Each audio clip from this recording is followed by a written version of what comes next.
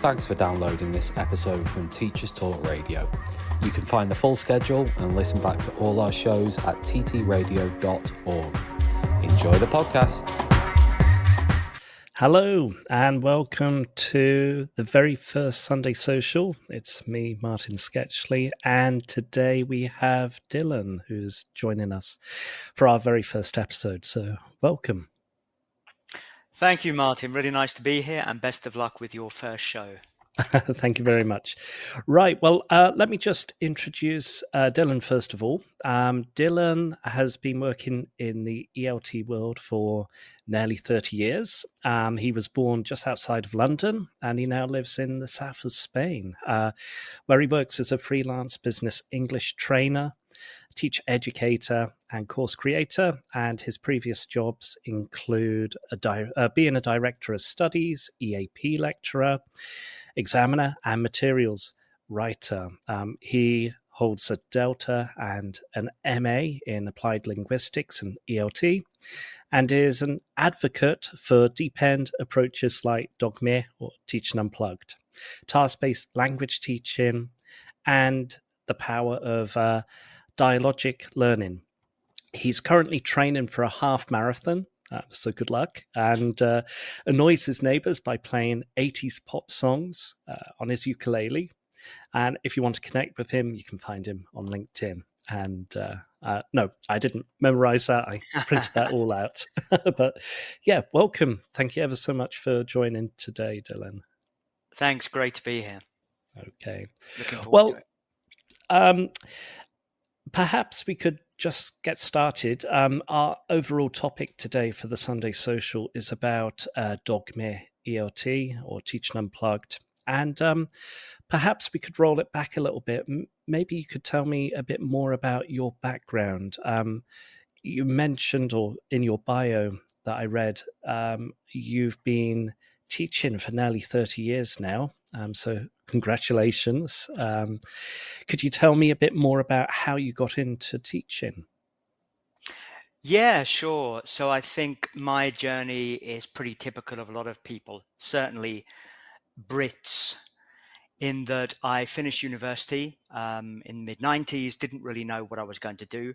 I had a degree in humanities, so I majored mainly in English literature, history, psychology. And a friend of mine had a French girlfriend and he wanted to move to France to be with her. And so he said he was going to take this CELTA course at a place called International House in London. And we started talking and I thought, I was really wanting to go traveling at that point.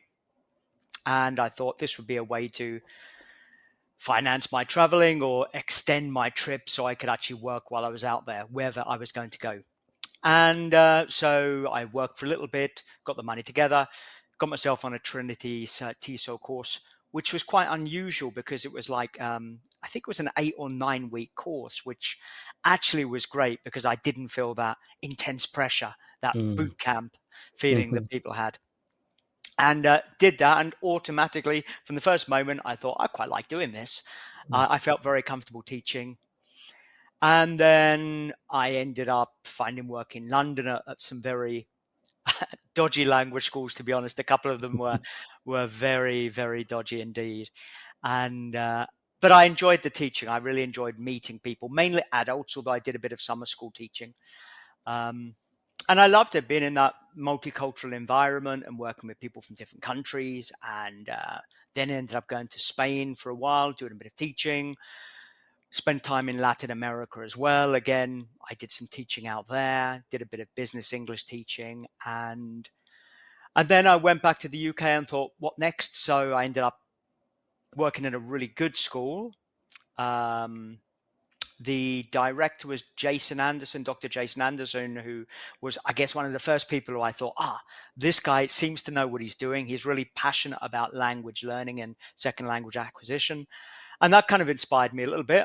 And then I ended up staying at the school, got myself a Delta, was made assistant director of studies, later director of studies, and then did an MA and got into teacher training, and then sort of EAP. And these opportunities, once you get the qualifications and you've got a bit of experience, you come across these opportunities, and I was able to take them. And but living here in Spain, my options are slightly limited because I don't live in a particularly big city. I live in Granada, and I realized that I sort of wanted to do my own thing a little bit more. So I started working on a more freelance basis, and yeah, here I am many years later, still in the business and still in.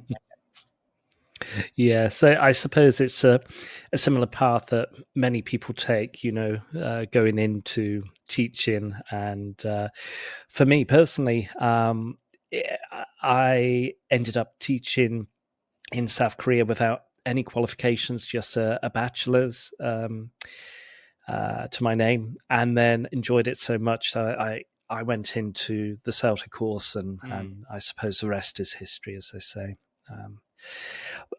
Okay, well, obviously our topic is Teaching Unplugged and Dogme ELT. Could you tell us a bit more about what is Dogme ELT? Yeah, even now I'm not sure how to pronounce it. I did a course with Scott Thornbury, and I'm not sure he knew how to pronounce it either. But originally it comes from a Danish film movement. I was a big film. I'm still a big film fan, but this was in the 90s, I think. And the idea was that these Danish filmmakers felt there was too much brought from outside into the filmmaking process, whether that were special effects or whatever, soundtrack. And so they decided to adopt a back to basics approach. And I think Scott Thornbury, if I remember rightly, he saw a Dogme film, and then he thought, this kind of applies to how he felt about teaching as well. And this would have been, I guess, in the 90s, and CD-ROMs were coming in, and with course books and videos, and I think it was this back to basics approach where perhaps all you really need to actually teach a language and learn a language is people talking together, and the language that emerges will provide opportunities for scaffolding and interaction. And in terms of topics, people have things to talk about based on their own life, their own hopes, experiences, and everything like that. And so I think Dogme sort of started from that. And again, perhaps teaching at some point we relied too much on the tech and not enough on the interactivity between people and the social element of learning and teaching. And then I think Scott Thornbury and Luke Meddings, they standardized that in a book, Teaching Unplugged, which actually I have here. Definitely recommend. Oh, yes. I've got my book. It's not on my immediate bookshelf, but probably somewhere else. Yeah. I pulled it off the bookshelf just for this interview, actually. But the idea is there are three key principles. One, effective teaching, conversation driven. Materials light, because materials, I wouldn't say they get in the way of learning, but I think you don't often need so many materials in the classroom, because a lot of the content of the classroom can come from the interaction between the learners and the teacher, and between the learners themselves. And the third point is focusing on emergent language. So it's very much what people talk about in adult language teaching. You start with where the learners are at. So you start with that learner language. What can they produce? What can they understand? And then you build from there. And so those three principles, conversation driven, although Thornbury's now changed that to text driven. So that also allows for kind of maybe an idea of a writing Dogme class as well. It doesn't only have to be verbal conversation. So yeah, conversational, text-driven, materials light, and focus on emergent language. And that leaves a lot of space in the language learning environment for real communication, for real interactivity, and for the learners to have a voice that's not brought in from outside. And I think a lot of people, after a while, a lot of teachers realize that's how they enjoy teaching, and they feel engaged teaching like that. And I suppose for some teachers, they unknowingly end up teaching in that style, I suppose, because the focus is on developing that rapport with the students, and that language, the emergent language, scaffolding language, and for that interaction to take place between the learner and the teacher. Yeah.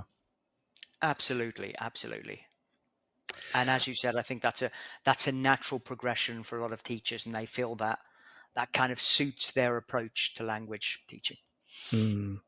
Now, I'm not sure if you're aware, but for my MA, I was first introduced to Teaching Unplugged when I was taking my MA at the University of Sussex, and the book, I think, was published around 2010, 2011. I'm not entirely sure. 2009, actually, it says here, but yeah, 2009, okay. but it probably came out in 2010. And I was first introduced to the book whilst I was doing my MA, and I ended up doing my thesis, my dissertation, based on Dogme ELT, and I was very curious, and that led me into the world of Dogme ELT, or Teaching Unplugged, and I was very grateful to have volunteered during the International IETFL conference in Brighton at that year as a volunteer and just a chaperone helping people around. And I met Scott Thornbury and Luke Meddins, and I've got my book signed by them, which is great. And I was very passionate about this approach to teaching, and during my research and talking to other teachers, I discovered that actually, although these teachers probably didn't have a particular name to apply to this approach that they were undertaking in their classrooms, they were pursuing it, or they found this approach the most suitable and the most beneficial for them and the learners as well. Yeah, and that reflects my experience, I think. As I said, I was working at a language school in central London, and I remember, I think it was either I was ADOS or DOS, but the boss of the school, like lots of bosses of language schools, or the owner of the school, said the teachers were spending too much money on photocopying. You know, they were walking into their lessons, with a bundle of handouts, under their arms. And so I was asked to produce some materials light lesson plans, so just outlines of conversational based lessons. And I think now what I was basically doing was somehow a combination between task-based language teaching and Dogme, but they were very minimalist. And I remember really enjoying that, and I got very good feedback from the teachers. And then years later, I came across the Unplugged book, and I thought, it's kind of what I was doing all along. Just having basically pretty simple lesson plans based around the idea of you set something up, you let it run, and then you round it off, which is basically the Dogma lesson plan structure. Yes. Okay, well, is there anything memorable? Do you have a memorable experience of pursuing a Dogme style lesson at all? Yeah, this is something I wrote recently, actually. There's a book which has just come out, Dogma in Practice, or Dogma in Practice, and it's available now on Amazon, and I think you can buy it as an ebook and also as a paper copy.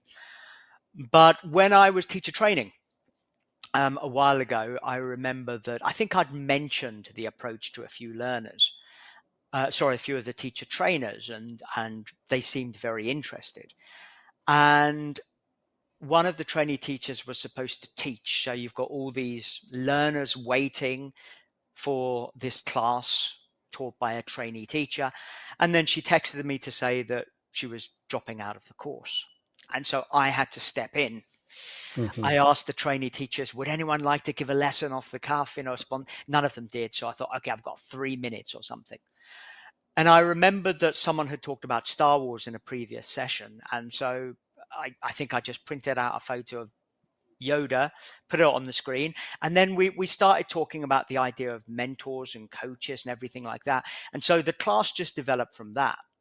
And it was all about talking about important people in your life who had an influence on you. Didn't have to be a teacher, could be a parent or a friend or an older brother or whatever. But that was an example of how I was able to build that class. And then I got the students to write questions to each other and have conversations.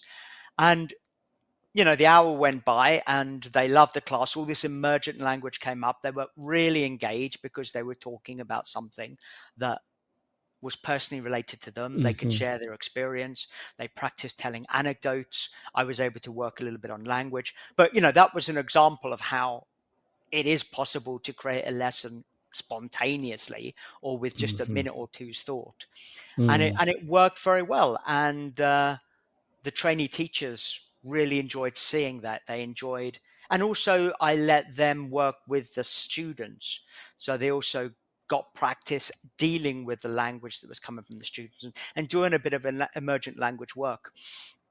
And so that was an example of something that worked very well. And it really made me think, it's such a shame on many initial teacher training course, there's not the time to have these kind of very free, conversation-driven classes where the trainees can learn how to deal with emergent language on these courses. It's very much about planning and following your plan. And as we know, in the majority of cases, either the plan won't be finished or you'll go off topic at certain points. Hi secondary school teachers, we're Apps for Good, and we give schools like yours free introductory computing courses. Our courses are for everyone, including those who aren't computing teachers, and they're fully equipped with resources mapped to the UK computing curriculums. Independent learning is central to our courses. Your students will develop essential and digital skills by working in teams to create prototype apps. We'll even connect you with industry volunteers to give real-world feedback. Let's empower every young person you teach to shape their future with technology. Speak to us at www.appsforgood.org. Did you know that every year, half of disadvantaged children who are top attainers at primary school don't go on to achieve top GCSE maths results? At Axiom Maths, we exist to change that. Our fully funded program helps schools nurture young mathematicians through weekly face-to-face maths circles, where pupils tackle challenging and exciting problems outside the national curriculum. With just under £3,000 annual funding, expert training and quality resources, we give schools everything they need to inspire the next generation of mathematical thinkers. Want to make a difference? Visit axiommaths.com today and join over 400 schools delivering maths circles across the UK. Meet 2025 BET Award winner Kialo EDU, the 100% free tool for thoughtful, inclusive classroom discussion. On Kialo, students contribute instantly and simultaneously to create an interactive map of a discussion, deepening their subject knowledge and enhancing their critical thinking skills. Set tasks, track participation, and provide personalized feedback in just a few clicks. And since it's compatible with all your favorite LMS platforms, it slots seamlessly into your existing workflow. Over 1 million educators and students are already using Kialo to make the world a more thoughtful place. Join them today at kialo-edu.com. This show is brought to you in partnership with John Catt Educational, publishers of professional development books and resources that support great teaching and learning in schools around the world. Don't miss out! Level up your professional development today and visit johncattbookshop.com to explore the full range of titles. Use the code JCTTR2425 for 20% off your order. Happy reading. Yes. Right. Well, I'm just going to segue into our sponsor for today. This show is brought to you in partnership with John Catt Educational, publishers of professional development books and resources that support great teaching and learning in schools around the world. Level up your professional development today and visit johncattbookshop.com, John Catt, Cat being with a double T, to explore the full range of titles. And there's a code. You can use the code JCTTR, all uppercase, JCTTR2425 for 20% off your next order. Okay. Right. Well, it's an interesting point that you were mentioning. I suppose one thing that there's two things that stick out in my mind. One pre-Dogme ELT, maybe around 2006 or 7 during my CELTA course, and then one around 2013-14 when I was in the UK teaching young learners. And the first case for me was I remember my final teaching practice I had to undertake for my CELTA course.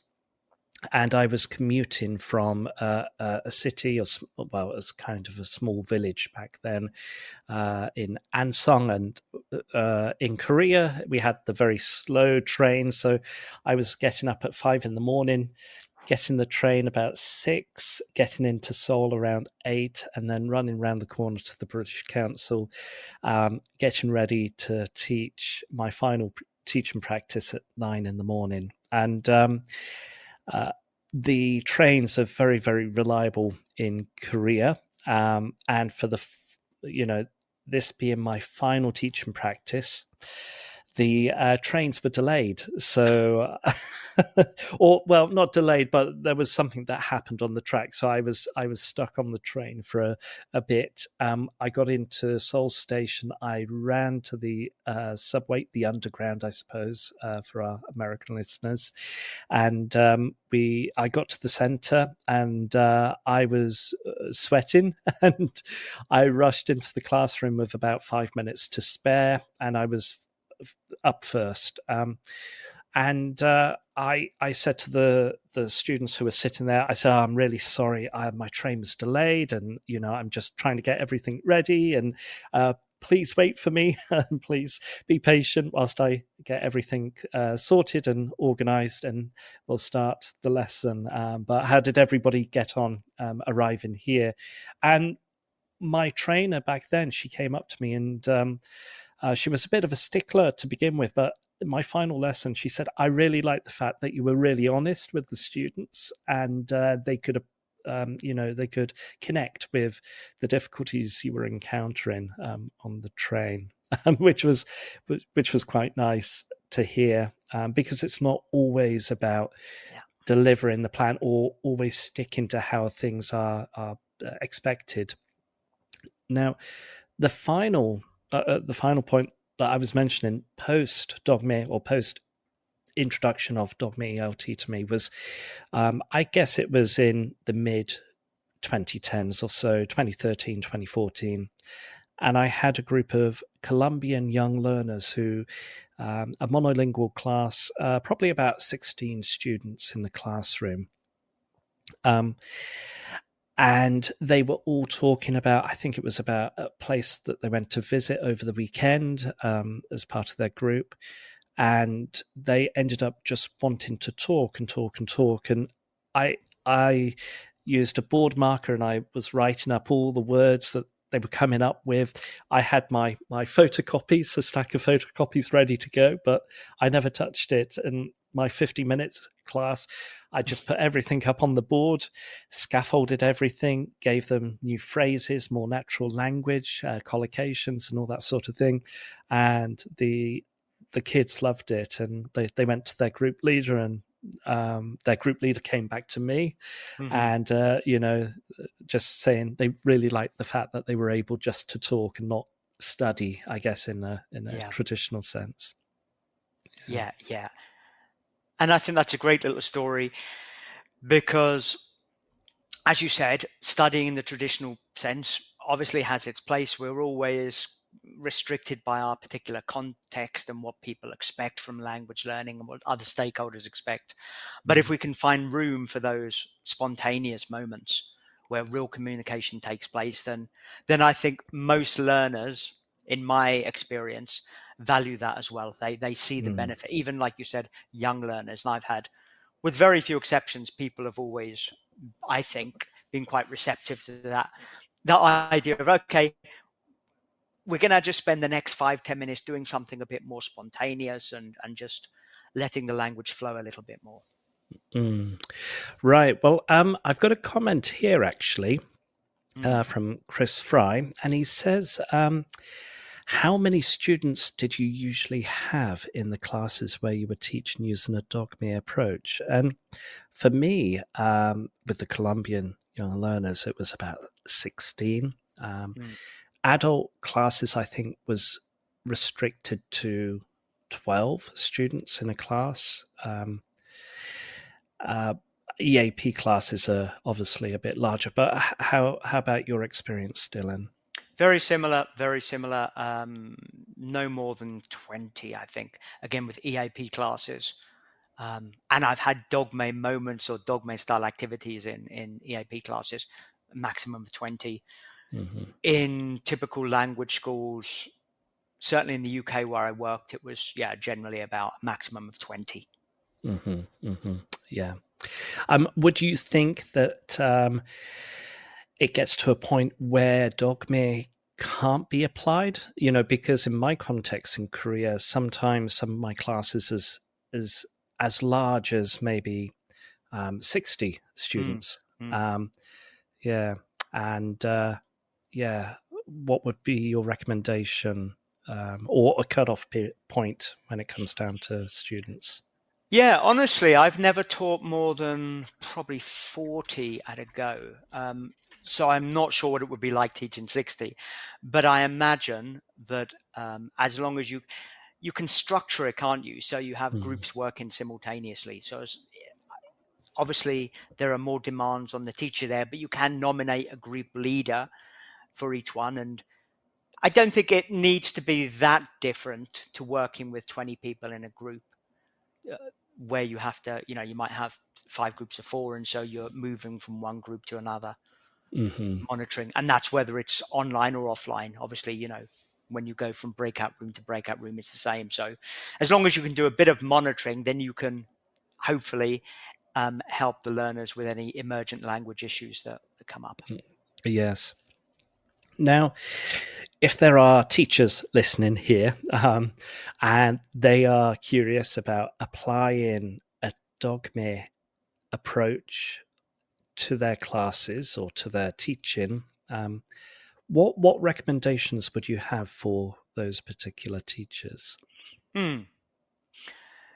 Well, I think I'd be very surprised if teachers haven't had Dogma moments in their classes, like you said, with your situation where you arrive late and you spent 5 or 10 minutes talking about transport or how people got to the school. And I think most teachers naturally have those moments, and it could be just when you're waiting for the learners to arrive, and so you start chatting with one, and then there are 3 students, and then there are 5 students, and you're still maintaining that conversation. So I think it comes very naturally to us. Most of us will have had that situation where we've had spontaneous communication. So you can lean into that a little bit more by thinking, okay, well, I'm going to have this spontaneous communication and see if I can deal with any emergent language things that comes up. What kind of language do the learners produce? How can I deal with that if they make any mistakes, or if they use some good language which could be shared with the rest of the group? So I think that's something that people can do, and probably do. Most teachers probably already do it, I think, in most situations. And then I think, obviously in the PPP model, you've got the production stage. So, presentation, where you present the language point, whether it's a grammar, structure, or vocab items. And then you move into the practice, the control practice, then the freer practice or production stage, in which learners are expected to use that target language. Well, one little experiment you can do is you start with the production stage. So if you've got a course book which has basically a PPP structure, just start with the production stage, see how that goes. And then you might find that the students are using the target language naturally, and that will enable you to consider, well, perhaps I don't need to spend so much time on the presentation or the practice. So that's a little experiment I think people can just try. Obviously, you want to take baby steps at the beginning, but perhaps just try with starting with a production. You can always repeat it at the end, and hopefully they'll be able to perform better. Yes. So like flipping it on its head. Exactly. Yeah. Okay. Now, I suppose for some teachers, having the physical handouts or the bundle of worksheets under their arm can act more as a comfort for them, can't it? And I think for me personally, when it came down to deciding, okay, I'm going to go and with a materials light approach, I made a concerted effort not to print out or not to photocopy so many, and get in and not relying upon third party worksheets and that sort of thing, and then focusing more on the learners. How would you encourage teachers and educators to apply that? How would you wean them off that comfort? Yeah, that's a great question, actually. I mean, I think again, it's a question of doing it slowly for many teachers, and then getting feedback from the learners as well. See if the learners can buy into that. Because in my experience, a lot of learners, if they are using a course book or if they're following worksheets, they're not necessarily the biggest fans of either. You know, even if the worksheets are good, a lot of learners will generally enjoy being given the opportunity to move away and to do something a bit more spontaneous. So there's also the buy-in from the learners as well. And so again, I think you can just experiment. I think it's all about experimentation, doing little experiments in your class, extending things if possible. But yes, a lot of it comes down to planning. And I think there is, you know, in psychology, they talk about the planning bias, the planning fallacy, which is that things generally take a lot longer than planned. And you see that in all walks of life. When a government decide to, I don't know, build a new library, they say it's going to take, well, probably not, that's a bad example, libraries are being destroyed in general. Let's say they plan to build a new hospital and they say it's going to take 6 months and it takes 2 years. And I think in a way, lessons are a bit like that. In my experience on training courses, the teachers will plan, let's say, an hour lesson, and either they'll rush through it and they'll be obsessed with finishing their plan, which means they don't cover basically what's needed in sufficient depth, or there are moments where the learners have to move, they're pushed forward in the plan when they're not quite ready. That happens a lot. And so I think we've got to accept that we generally don't get through our plan.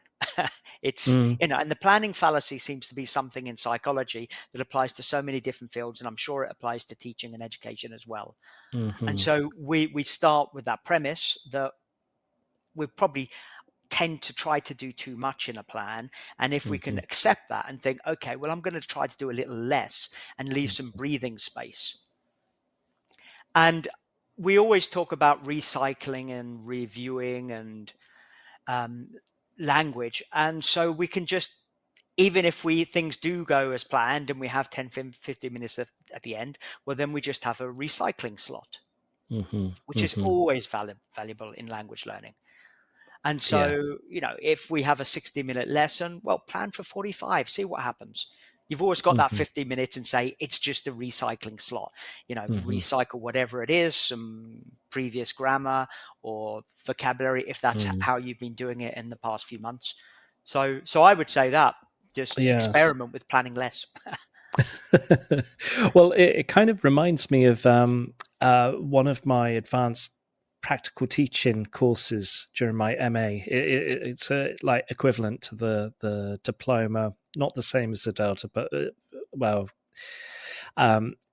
my final teaching practice was a Dogme-esque style lesson. I decided, right, I was introduced to the book. I thought, okay, I'm going to apply this into my teaching practice as an experimental form.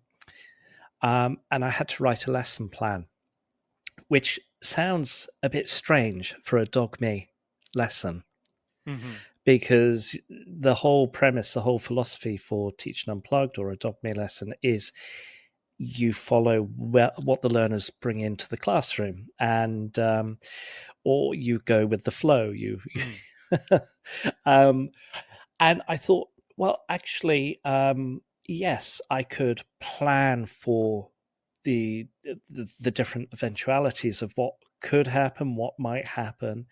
But then I realized actually, well, reflecting Mm, on what had happened in the classroom mm, compared to what I planned mm, is certainly a great way to to view that process.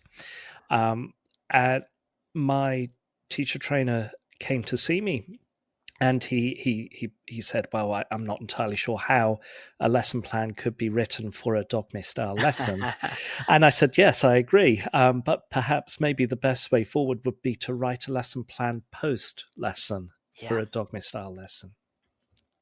Yeah, and this idea of retrospective planning, I think Mm, it's really important, and certainly it's something I've practiced in the past, and I think that's a different way of looking at one of the advantages of this approach is that it's quite similar to task-based language mhm, approach in that you get them doing something, you find out what the weak points are or what they need or any gaps, and then afterwards you can actually fill in those gaps and then get them to repeat the activity again. But mm, um, by doing retrospective planning, I think that's what it's called, mm, then you can identify these gaps and then that can feed forward into your next lesson.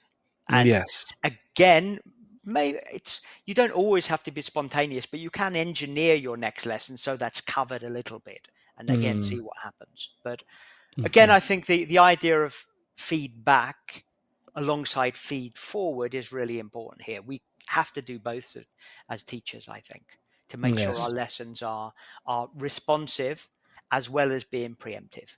Mm.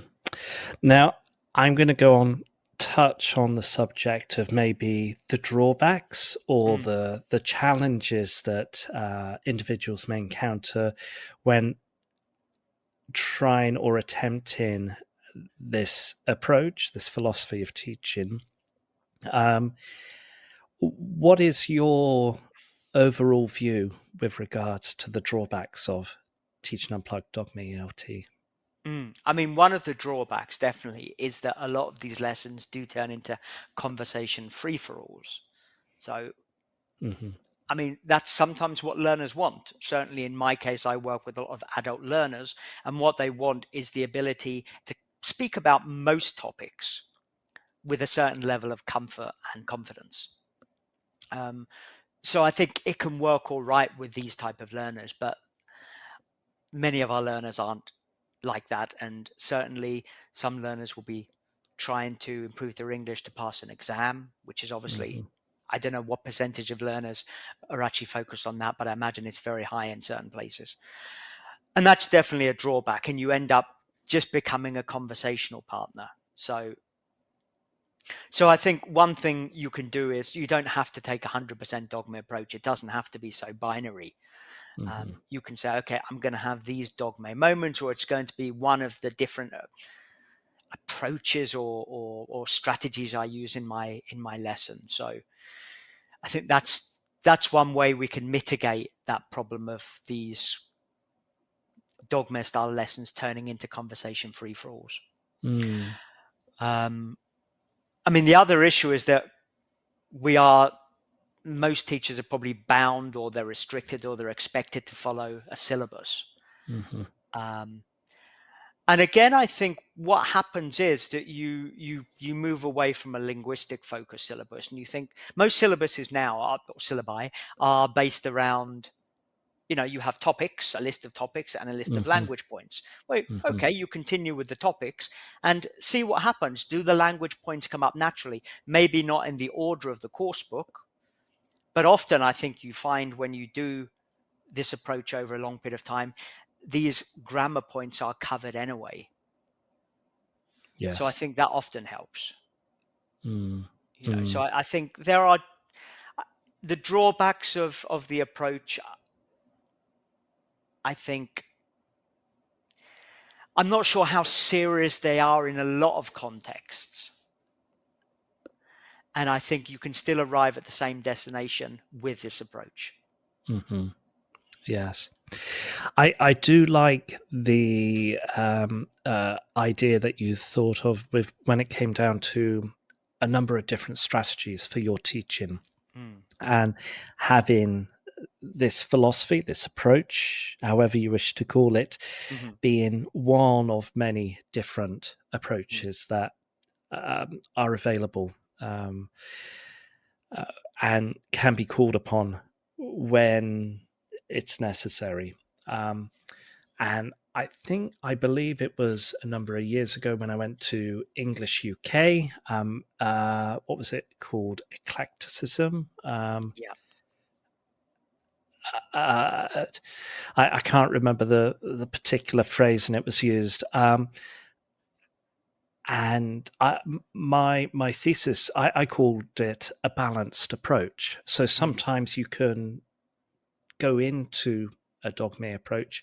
Sometimes you may go out of it, depending on where you are in that particular lesson, in that course, and that side of things. But having that flexibility to go in and out of that would certainly help.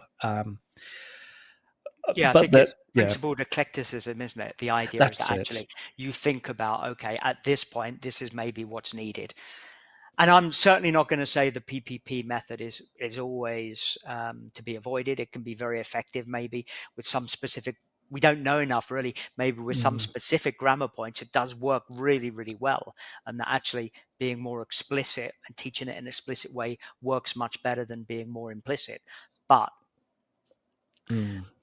maybe not across the board. Yes. And then, obviously, the biggest thing that's happened post-COVID is online education and online training, online education, teaching English. Where do you see Dogme going when it comes down to online education? Well, it's interesting, isn't it, how there has been a renewed interest in Dogma in the last, 4 or 5 years, basically post-pandemic or during the pandemic and since then. And you wonder why that is. And I was thinking about this the other day, actually, because it also appeared basically around the time of the economic crisis of 2008. So I don't know if there's something in the air at certain points where people resist or reject a certain sort of socio-political movement.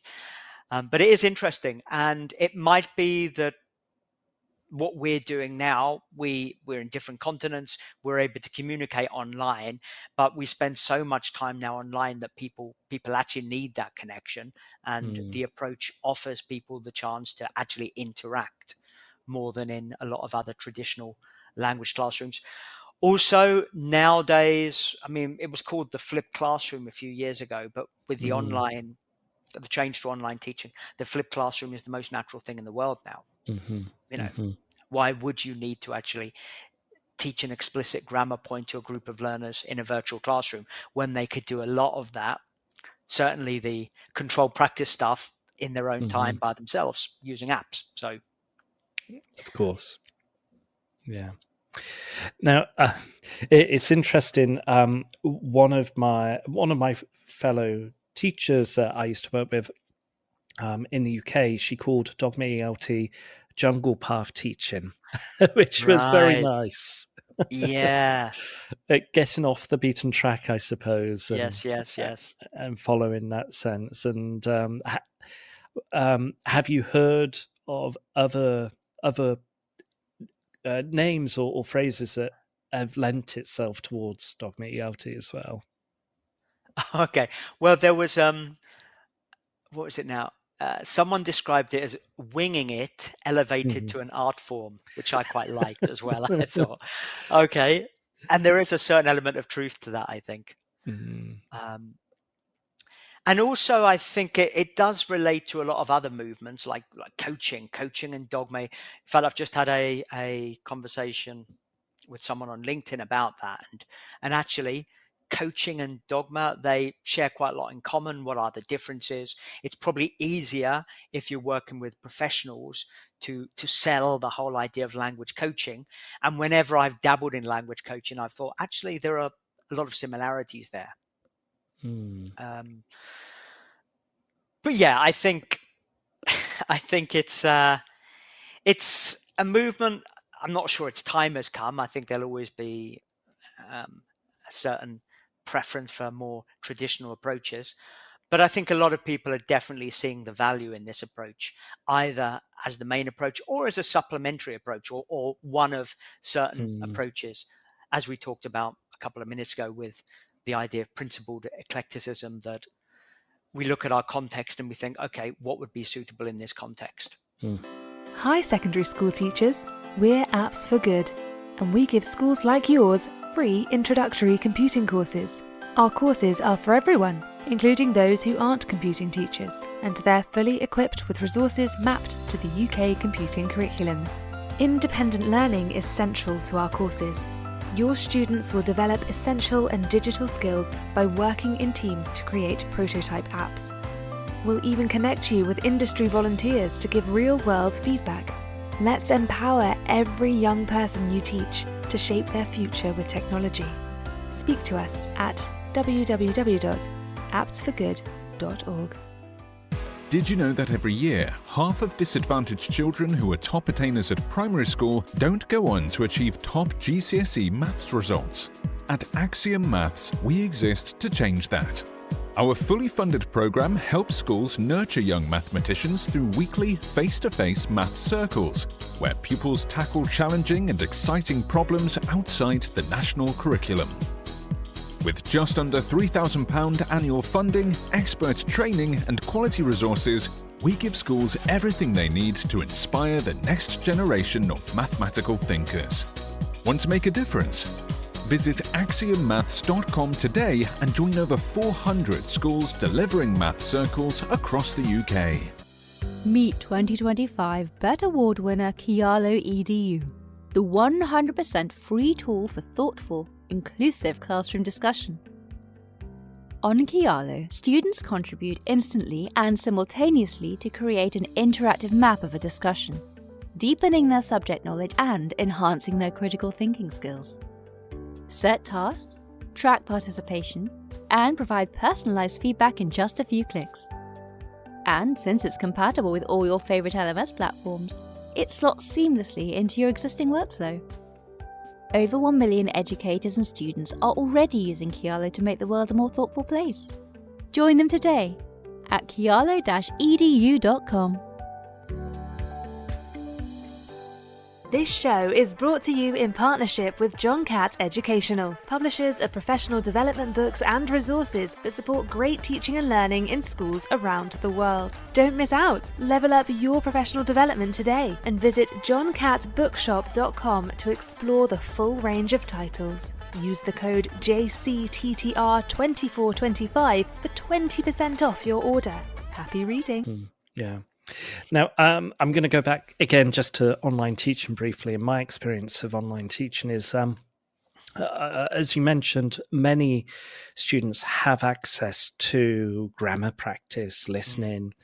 The internet has transformed access to a lot for English learners, so they can stream movies, they can watch YouTube videos and everything else.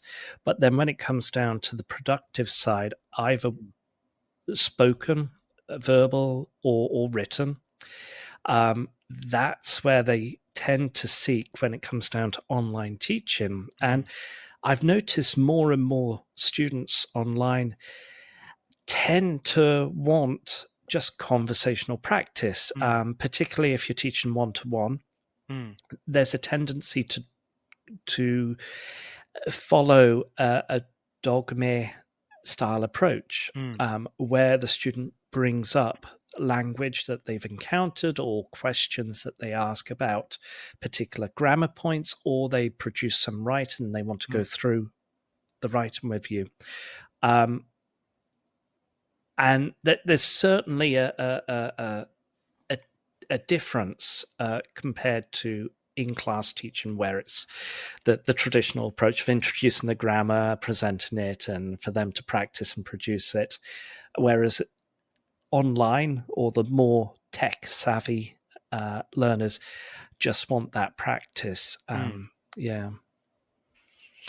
Yeah, I work with a number of learners on a one-to-one basis, mainly adult professionals, and yeah, a lot of them, that's what they want. They want, okay, I mean, we always discuss how we can move forward with this, and we have a very basic plan, but it could be them choosing a topic.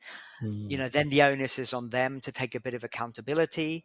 Um, Even something as simple, okay, you watch this video, you read this article, and then you come back to me, you summarize it, and then we'll discuss it. And that Mhm. seems to be an approach that a lot of adult learners in particular favor. Mm. It's also true that I work with a lot of learners who have an intermediate or above, B1, B2, C1, C2. And so the Dogme approach does, I think, align well with that type of learner. Mm. What about the lower levels when it comes down to maybe A1, A2 learners? Do you think a Dogme style approach could be applied for that?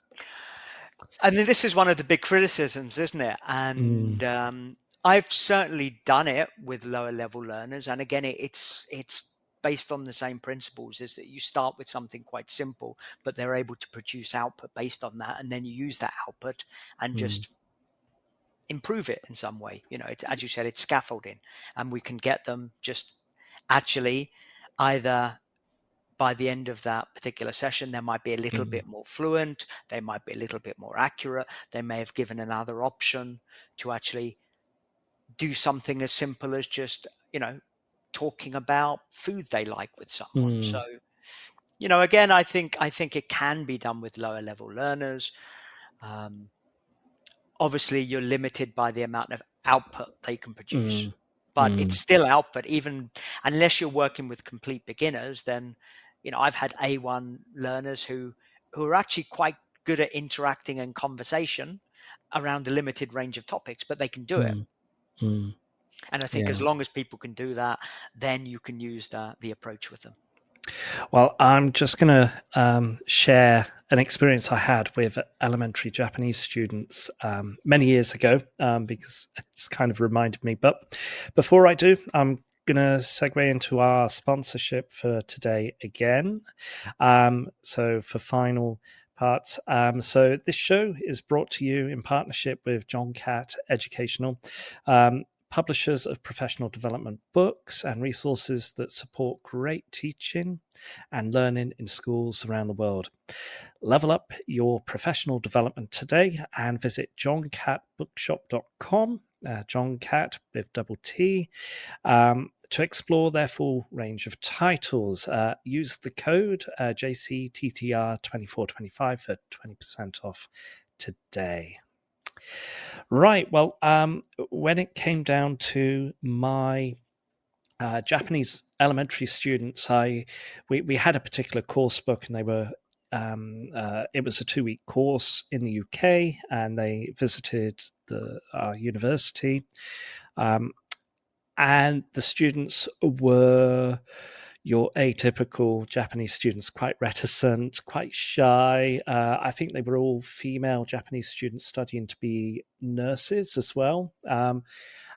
And I invited them to try and talk about or introduce their hobbies. And one student said to me, I played the violin or piano, but not now. So it meant like I used to. So that was when I was able to introduce that form. I used to play da da da da, and then we looked at that form, and the lesson just continued in that direction. And that is probably one of those rarities where a student, particularly that level A1, A2, attempts and tries very hard to communicate, knowing they don't have that linguistic ability, that language, that capability just yet. But that experimentation certainly pays off. And I think the students could see it. And hopefully that gave them the confidence. You just need to communicate as well. You don't need to know everything to be able to communicate effectively. You can just make yourself understood, and it certainly helps if you're studying as well. Yes, yeah, and that's another great example of how your objectives were not necessarily related to that, but there was an affordance there, wasn't there? And you were able to see that as an opportunity for the learner, maybe just to get a little bit of exposure to a language structure, which they probably won't be able to acquire for quite a long time. But maybe later, that at this point, you've introduced it, so they're primed to understand it the next time they come across it. So that can help, Yeah. these kind of incremental differences. But from a more sort of global, holistic viewpoint, that, as you said, that confidence that she was given in this moment to think, actually, I was able to express this message, not perfectly, but I was able to really express something that I wanted to express using the limited amount of language at my disposal. And I think that's very valuable for learners to realize that quite early on, that, they're still able to communicate despite not being able to communicate perfectly. Has it ever influenced your approach to learning a language as well? Because for me, the language that I tend to study or be exposed to, of course, is Korean. And it's kind of given me that sense of, I've got to try. I'm going to try and communicate, regardless of whether I know the words or the grammatical structure. I'm just going to try that, and there'll be something I can take away from it at the end of it. Has that really informed your approach to learning a language? Yeah, absolutely. Certainly when I started learning Spanish, it was a bit like that. I mean, I took classes for a few months, and they were very traditional, actually, for the most part. But yeah, quite early on, and what I realized very early on, it's that I was in a class with some Japanese people and some Dutch people. I would hang out a lot with the Japanese people because I didn't speak Japanese. They didn't speak English. And so we were obliged to speak Spanish. And again, this is something that a lot of people expect. They think I need to learn from a native speaker or perhaps a proficient speaker. And thankfully, that has changed in the last 15, 20 years.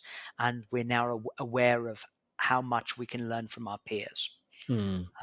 And of course, there are, I wouldn't even use the word dangers for that. There are, it seems to be that theory suggests that, and research suggests that you don't generally pick up on too many bad habits from your peers. It's probably more positive, the effect that peer-to-peer learning will have. So I think that's also something that could be integrated or a benefit of Dogme, because they will have to communicate and interact not only with the teacher, but also with their peers. Well, I'm going to probably finish off our final part. But before we do you have any questions yourself to me or highlights, I suppose, of our topic today? Well, I think it's quite interesting that you're in Korea, and I wonder how Korean learners feel about sort of the Dogma approach.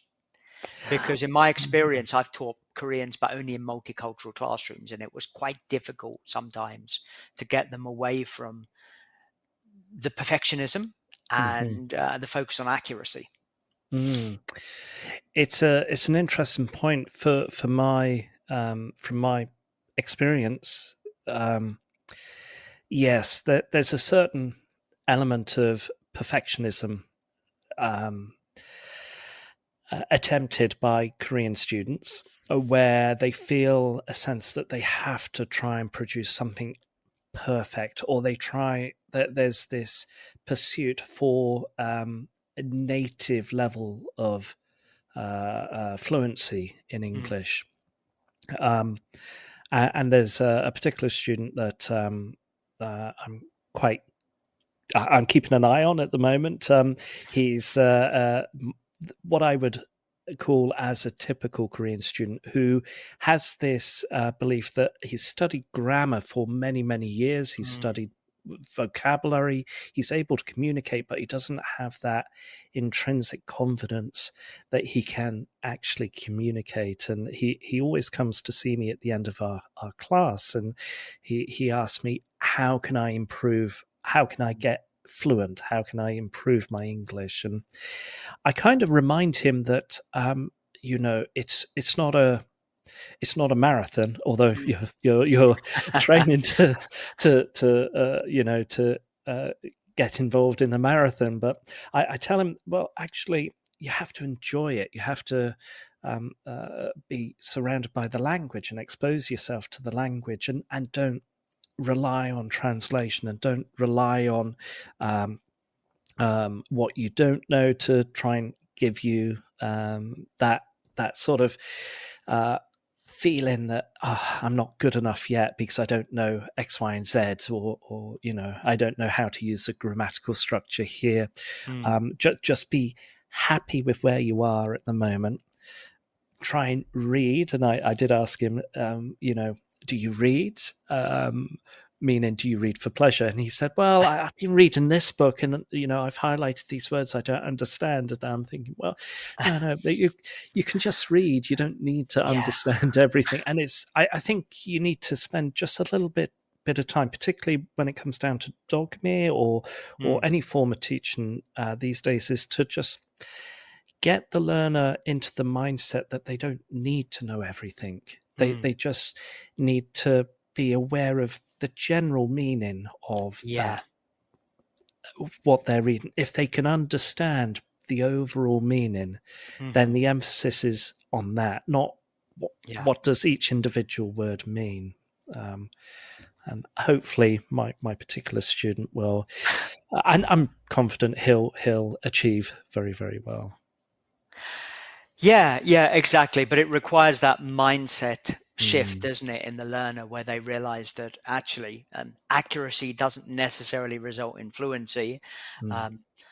Probably the opposite isn't true either. Fluency won't result in accuracy. And but I think it's very important for learners to realize that this is, as you said, it's an ongoing process, and there are different levels of understanding, which, to be honest, is the same for us as so-called native speakers. I mean, the other day, I can't remember what word it was, but I was surprised when I looked up a word in the dictionary, and I thought, I've kind of misunderstood this for the last 30 years.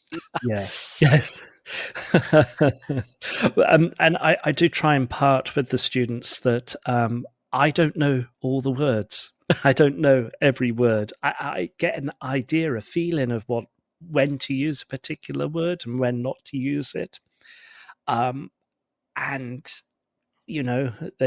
get them to think about their own language, and do they really know each individual word and what it actually means, or are they just using words which are just conceptual, it just comes to their mind? And like you said, changing that mindset it can be a bit of a struggle depending on how deep those habits are, I guess, when it comes down to language learning. Yeah, and that's why working on things like metacognition in the language classroom, I think, is really, really important. And I mean, I spend a lot of time with adult learners, things like a needs analysis, but exploring people's beliefs, not only about themselves as a learner, but also about language learning in general. And often I found, certainly with adults, you have those conversations and you open up those conversations, just with certain statements. Do you agree? Do you disagree? Now chat with your partner, now form a small group. And often that actually leads them to consider other perspectives. And I think that really helps you as the teacher. I don't think it's necessarily our job to tell them, this is how you're expected to think about the language learning journey. But getting them to reflect on their own thoughts and situation and beliefs, I think, can definitely help. Yeah. Well, we're going to finish off there. So thank you ever so much for joining our first episode of the Sunday Social. It was a pleasure to have you on, Dylan. Thank you very much for the invite, Martin. I've really enjoyed it, and best of luck. I hope this will be the first of many successful Sunday. What is it? The Sunday Social. The Sunday Social show. Yes. Okay. Not easy to say after a few drinks, I imagine. Yes. Well, coffee for me. And thank you ever so much for joining again. And I hope you are successful with your marathon that you're training towards. Only a half marathon, but thank you very Half much. marathon. You've been listening to Teachers Talk Radio. Tune in live and listen back at ttradio.org. We look forward to hearing from you next time on Teachers Talk Radio.